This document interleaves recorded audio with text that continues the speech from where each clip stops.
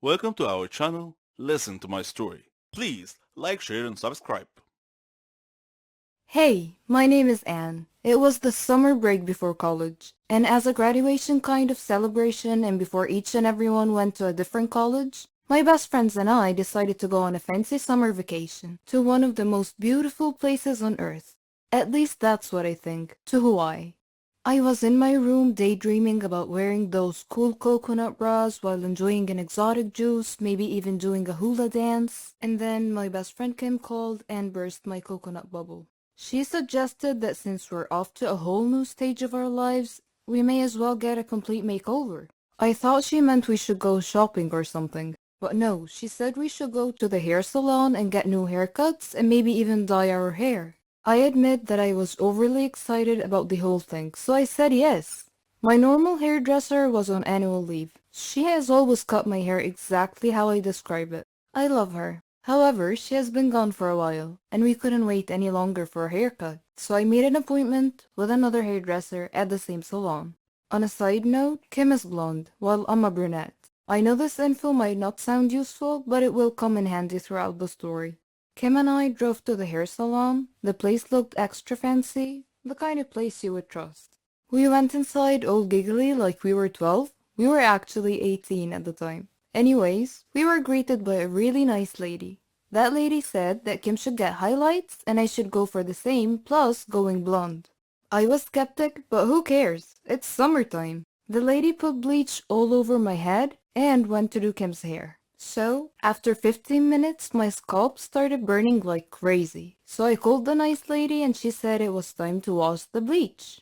As she was washing my head, her smiley face went poker. Chunks of my now orange hair were all over the sink. Kim looked at me and her eyes got as big as my head. The lady asked me not to freak out and that she could cover the bald spots with a really short haircut. The lady asked me not to freak out and that she could cover the bald spot, and so she started cutting my hair. So far, so good. Then she snips a huge section out of the front of my hair saying that she was framing my face. At this point, it was too late to say anything. The haircut was just hideous. Not me at all, and especially not what I asked for. So I told her that I hated it. She felt really bad and I started to tear up because it was seriously so ugly. And now that I was stuck with a really bad haircut, I tried to calm myself that maybe the color will turn out okay. And then she put the dye on my hair and it turned my hair green. The only solution now was to become a redhead, and that was just a no for me. I don't have the complexion of a redhead. Our boyfriends were actually going to pick us up from the salon, and just imagining the look on Nick's face made me cry and laugh at the same time. Rachel played it really cool, and even her highlights did not go so well. But that incident was just one of a kind. I ended up with the weirdest hair color ever. It was like I was half mermaid, half dragon. This did not stop us from enjoying our summer break though. It was actually a good source of jokes for a long, long time. This is Tina and this is a story about me and my biological mother. My mother is sitting in the cafe of a garden center, staring at her cup of tea. I'm over the other side of the shop looking at some strawberry preserves. I want to attract her attention, but the word mom sticks in my throat. I use it so infrequently. Instead of calling out, I just walk over and show her the jam. Ever since I left home 15 years ago, the relationship between my mother and me has worsened. In hindsight, it was never very good to start with, but it's taken 15 years of counseling and soul searching to realize that. The fact of it is that my mother and I don't like each other much. We don't hate each other, we're just sort of indifferent. There, I've said it, indifferent. Saying it feels like committing some sort of crime. My mother and I live hundreds of miles apart, and in the case of most of my friends, this should mean that visiting home should be a time of joy and excitement. Instead, they are weekends of tense, polite conversation, both of us desperately searching for something in common to talk about. And that is usually what she's currently watching on television. As a 20-something woman, I'm constantly surrounded by reminders that my mom should be my best friend. Advertising aimed at my demographic features glamorous, youthful mothers going to the salons with their best friend daughters. Because it's all so alien to me, I tend to become a little bit fixated. I tend to look beyond the principal plot lines of films and become obsessed with the parts that involve a mother and a daughter for a large, loving family headed by a quirky matriarch. When the film Mamma Mia came out, I went to see it with a girlfriend for a bit of a laugh. It was mainly about love affairs between Meryl Streep and her exes. As I watched, I was as always bewildered by the apparently natural bond that mothers and daughters have on screen. Another film. It's complicated. Again with Meryl Streep has a plot that hinges on her post-divorce relationship with her ex-husband. But the highlights for me, the way her children clustered around her and the way she reacted when they all came back to visit. Though I know it's not just on screen. My friend Susie has the same exact sort of relationship with her mom. It baffles and fascinates me. They talk every single day, sometimes more often, and tell each other everything. I didn't have an unhappy upbringing. I wasn't a happy child, but that wasn't down to child abuse or neglect. I was well clothed, fed, and I even had ballet lessons. I went to university paid for by my parents, and I knew and I still know that there's always somewhere to stay if I need to. But my mother and I never had the sort of closeness I saw in my friends' relationships. They would go shopping or share secrets. They would tell their moms things about their lives. The one time I tried to ask my mother about her teenage years, she told me to mind my own business, and so I did. I grew up minding my own business, and she minded hers. I left home as soon as possible and met my now husband at university, and he quickly stepped into the role of best friend and emotional support giver. I made enduring friendships, most of which I believe to be unconditional. Most of my friends believe me to be a loving and caring individual, and I know I could turn to any one of them in an emergency, and them to me. Yet, I cannot remember the last time my mother and I hugged, even though I hug my friends all the time, and the very thought of it makes me cringe. My mother is the last person I go to in a crisis. She is certainly the last person to whom I would tell a secret or a problem. And if I'm honest, I don't need to anymore, as I have my own friends now. But my lack of a close friendship with her bothers other people a lot. When I say that I don't have a close relationship with her, they ask whether we fight a lot. But no, I don't recall ever having a fight with my mother. That would entail caring enough to bother. I used to go through phases of worrying about it and trying to repair the damage, but all the while I was aware that I was doing it for other people. I visit infrequently, but I visit. I do it not so I can see her, but if I'm honest, so her neighbors and family can see me visiting. A few years ago, before I realized I didn't care anymore, I called her up and asked whether we could sort it out. Her answer told me everything I needed to know. Sort what out? I stopped bothering from that moment on. Now my principal concern is explaining to people why I don't see her that often. And I feel guilty for not really having a good enough reason. My parents weren't divorced. My father died a few years ago. There has been no huge family dispute. There's no big skeleton in anyone's cupboard, well, not mine anyway. I recently went to see a nurse for a routine appointment, and she asked a host of questions about my mother. Eventually, I had to confess that I didn't know half the answers. She asked whether I could find out.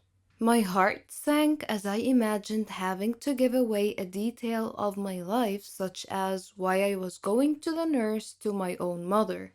Mother's Day is a nightmare. Trying to find a card that doesn't say my mother is my best friend or the best mother in the world or my heroine is not easy, let me tell you. Others try to fix it for me. Why don't you book a spa weekend for your mom? The very thought of my mother agreeing to or enjoying something like that is just laughable. Or they ask, why don't you go for counseling? This would be all well and good. if she would ever condone the idea, but it implies a relationship that needs to be mended. Why does it need to be fixed at all? Were my mother a woman I had met on a train and chatted to for half an hour, she would be one of the last people in the world I would want to talk to for a further half hour. If she wasn't my mother, she would be someone I groaned about having to spend any time with. I simply grew up and discovered that I didn't like my mother as a human being. She's not like me. She's self-obsessed, not interested in others, thoughtless, and incapable of genuine warmth. She has no concept of giving love to receive love, and has never asked me a single meaningful question about my life or career. Some people might feel that I have a duty as a daughter to be there for my mother, that it's down to me to repair our relationship. But because of the way she's raised me, I don't feel there is a relationship to repair. I wish my mother no harm, and if she were in trouble, I would help her like a shot. But I would also be there for any of my neighbors and the old man who swears at people from the bus stop across the road. I don't believe in ghosts, evil spirits, haunted houses, metaphysics, etc. I only believe in science and facts. But sometimes things happen that shred all your beliefs. I want to introduce myself. I'm Lisa. I'm 14 years old. I live with my mom, dad, and grandmother, and they're all very proud of me. I'm the leader of the science club at school, and I've been the perfect student for the past 2 years. My hobbies are reading, watching educational videos, and learning. I like to discuss matters with rational people, not those who believe in myths, aliens, ghosts, and other such nonsense. I personally think these people have mental issues. One morning, my grandmother passed away. I was sad for a long time because I missed her so much. On the day of her funeral, the whole city must have come to say goodbye. While the priests were praying, I noticed something peculiar about one of the graves in the graveyard. After the prayer ended, I approached the grave in question to investigate. There was some weird writing on it. Then, a wispy, transparent, smoky figure appeared out of nowhere. It said to me, "Do not get closer to Donna Median's grave. Beware." I shivered slightly and asked the apparition who Donna was, and it replied. Who was she? She was an evil witch who liked to scare people. She was burned at the stake as a witch, but before her death she swore a curse that if anyone ever approached her grave, her ghost would haunt that person to the day they die. I did not laugh at the apparition's warning. Instead, I turned and returned home, thinking about what had happened. On a sudden defiant impulse, I decided to visit that grave that night to see for myself if the curse was real. I took my dad's flashlight and wore a raincoat. It was pitch black outside. The place was horribly unsettling at night, but I wasn't worried at all. It's not like it was real, right? I entered the gate to the sound of howling dogs and meowing cats. My blood ran cold, and a sudden chill ran through me. I turned on the flashlight and began searching for the grave. My hands were trembling so badly I dropped the flashlight several times. Sometimes I would step on something crunchy, and I would shine the light downward, only to see that I had stepped on an insect. Sometimes I'd see a cat here and there. Then suddenly, I heard an eerie sound close by. I froze, not daring to move. Slowly, I pointed my light towards the sound and gasped as my light illuminated a dark, shadowy figure.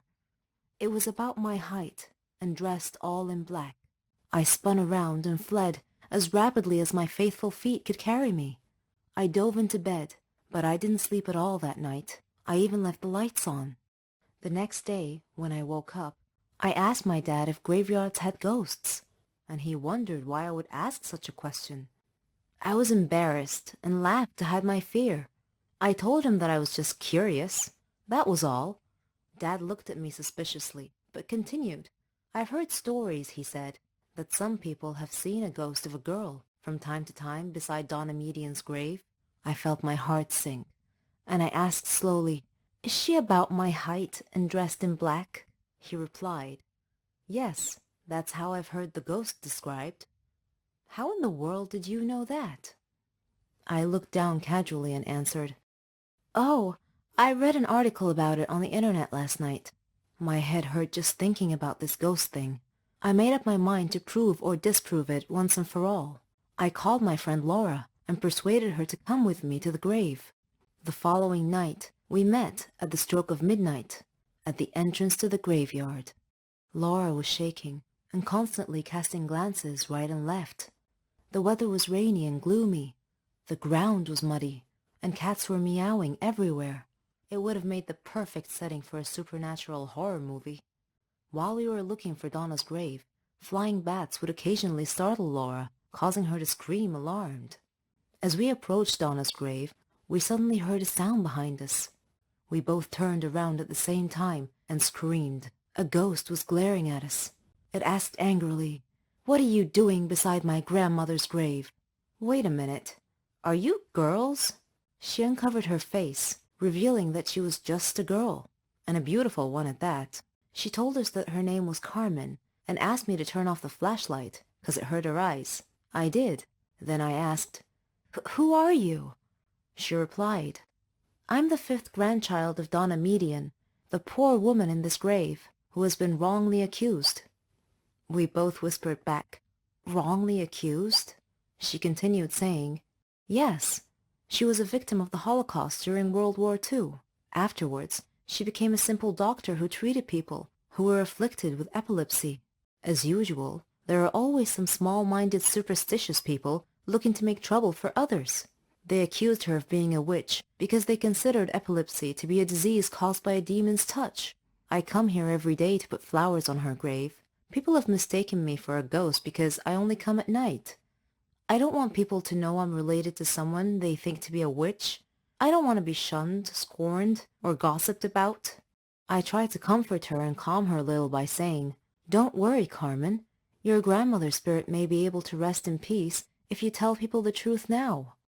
We live in more modern times, and there's no need to worry. I won't tell anyone about you being the ghost. It'll be our little secret." Carmen laughed. She and I became good friends after that. Ever since that day, whenever I hear someone talking about ghosts, I just look at the photo I took of Carmen and I break out laughing. My name is Ginny. You can call me Bad Girl if you like. That's what the neighborhood kids called me. I have a long story to tell you. I was the eldest of 5 siblings. My mother died of illness, and my father was crippled in a car accident. He couldn't walk, and he had to use a wheelchair. Seeing my siblings suffer from hunger and poverty was a constant sight at home. My father was depressed. Our neighbors helped us a lot, but I was constantly worried what would happen if they ever stopped, so I decided to try and find a job. I knew it wouldn't be easy because I was only 15. Who'd want to hire a 15-year-old? Though I was apprehensive and lacking confidence, I made up my mind to get a job.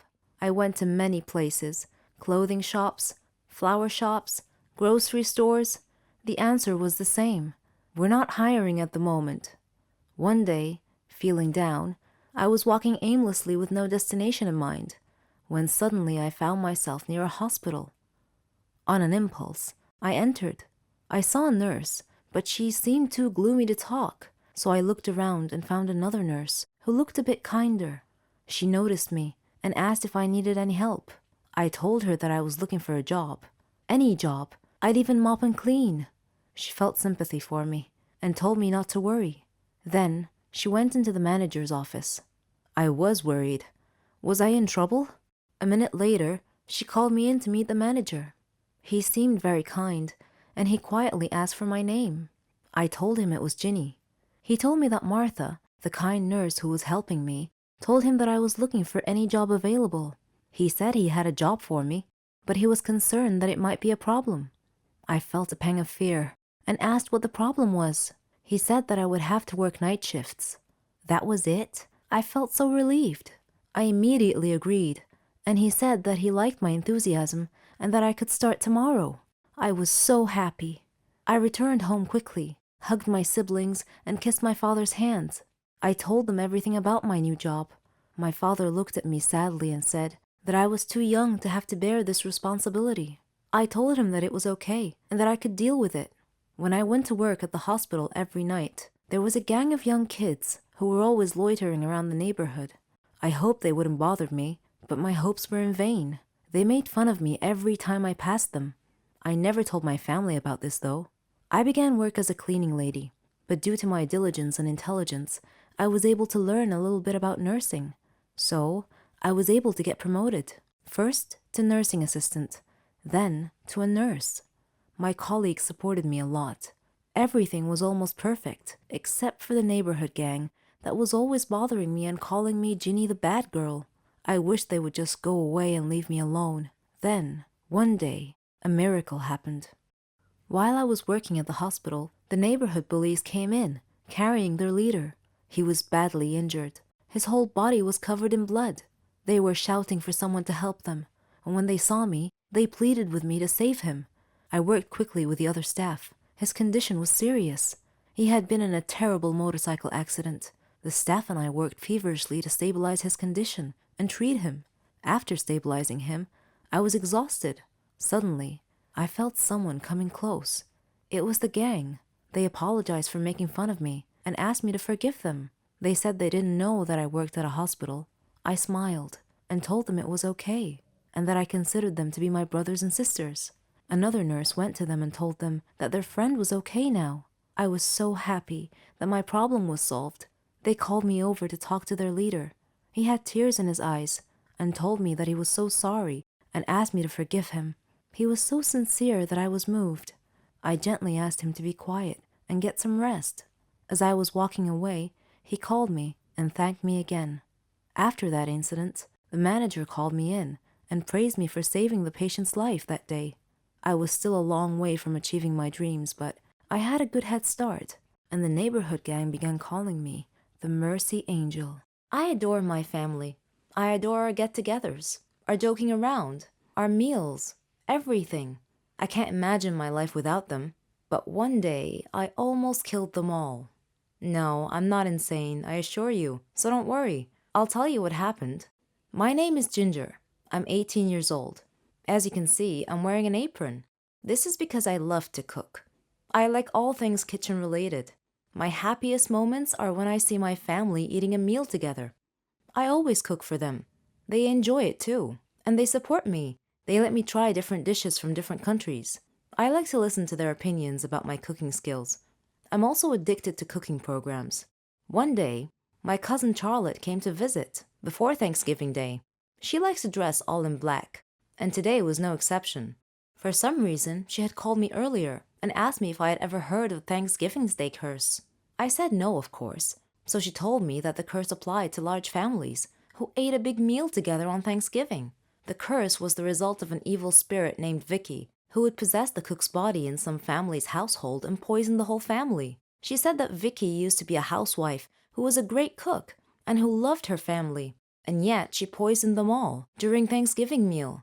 She watched them die one by one, and then she killed herself as the grand finale. At first, I thought Charlotte was joking and trying to scare me, and I told her that it was nonsense, just an old wives' tale.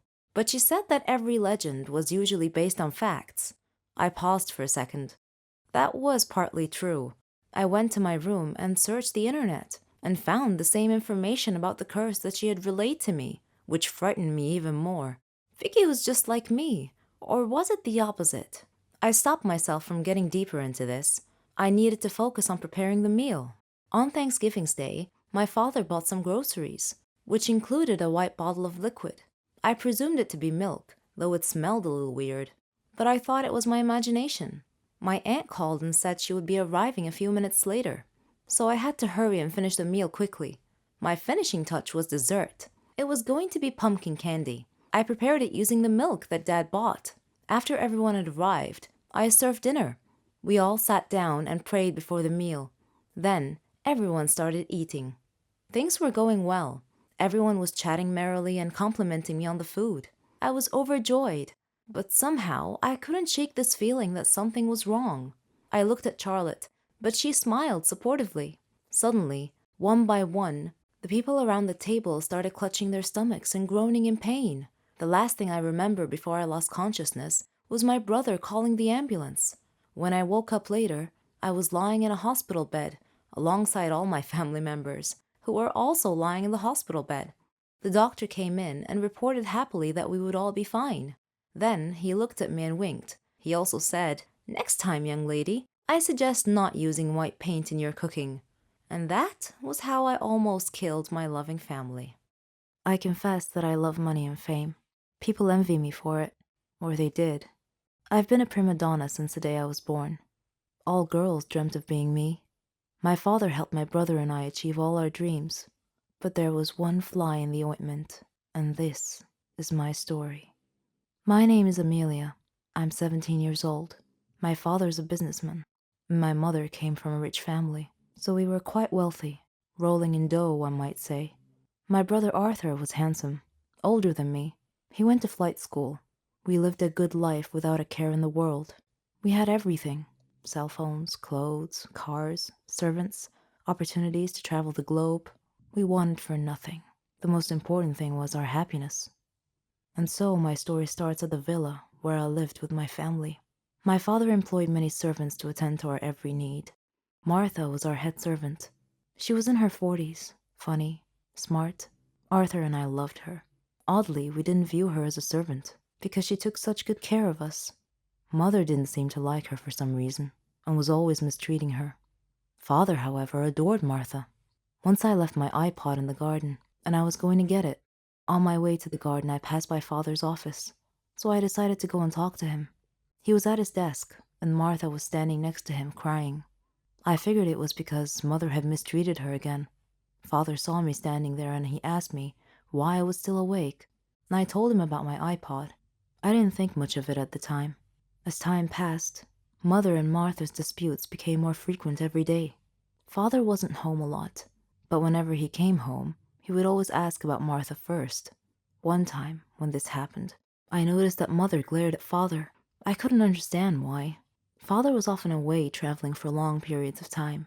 One of those times, I noticed that Martha was always tired because Mother was making her work very hard. Mother never let her relax. One day, after midnight, I went to Martha's room to check on her, and I was shocked to see that she looked different than I remembered. I asked if she was pregnant, and she said that she was, but that I shouldn't tell anyone, otherwise she'd get fired. I didn't understand why my parents would fire her for being pregnant. A few days later, we received some really horrible news. Father's plane had crashed, and there were no survivors. We were stunned. All of us were crying, but Martha was crying especially hard. Suddenly, Martha fainted, and we took her to the hospital. Our life had changed overnight. After the funeral, Father's lawyer called us about Father's will. He came to our home and met my mother, Arthur, me, and Martha, and 2 other servants. The lawyer began reading the will. He started with Mother's inheritance, then mine, then Arthur's, and then Martha's. He looked at Martha, cleared his throat, and said in a quiet voice, "Martha, the deceased has left you 10 million to raise your child." The lawyer read the last line of Father's will, which said, "Martha's child is mine." We all gasped, but Mother suddenly lost it. Enraged, she attacked Martha as the lawyer pulled Mother away from her. Arthur was holding his head in his hands, and I was shocked. I said to Martha, "How dare you? How dare you do this to us? This is our money. You don't deserve any of it." Then I spoke to the lawyer. "Please tell me this isn't true." He replied helplessly, "Unfortunately, it is." Arthur was glaring at Martha, and he said coldly, "Martha, you are going to die." Martha looked very frightened upon hearing this. That night, the other servants helped Martha sneak out of the house. Arthur came to my room that same night and told me that we had to kill Martha. He said he knew where she was, and that her 10 million belonged to us. At first, I was hesitant to get involved. I mean, that was murder, but in the end, I reluctantly agreed to help him. The next day we made a call and hired a hitman to rid us of that disaster. Later we received a call from him. He said that Martha was no longer a problem. We smirked in victory. A few days later, the lawyer came by again. Before he could tell us why he came, we beheld a miracle. Our recently said to be deceased father was walking behind him with a servant holding a child. Arthur and I stared at him in disbelief and shock. Then we looked at each other. Arthur's face had gone pale white as all the blood drained from his face. Father was livid, and said to us in an accusing manner, "The moment you thought I was dead, and that I left an inheritance for Martha, you immediately arranged to have her killed. I suspected you'd try something like this. It was pure luck that I got back when I did. I missed my flight that day, otherwise I would have been dead now. So fortunately I came back early enough for Martha to call me and tell me about your death threat. When I arrived at Martha's place, she was already dead, but I called 911, and they were able to save the child. Then I immediately called my lawyer to revise my will, to leave half of my inheritance to this child. I felt like I was in an endless nightmare. The police arrived and told us that the hired killer had been arrested and had confessed, and told the police that Arthur and I were the ones who hired him to kill Martha. As the policeman was handcuffing us to take us away, I thought about the irony, how Martha was dead, how her newborn baby had survived and was now the richest child in the country, how Arthur and I were going to jail, and how one small fly in the ointment had caused our ultimate fall from grace.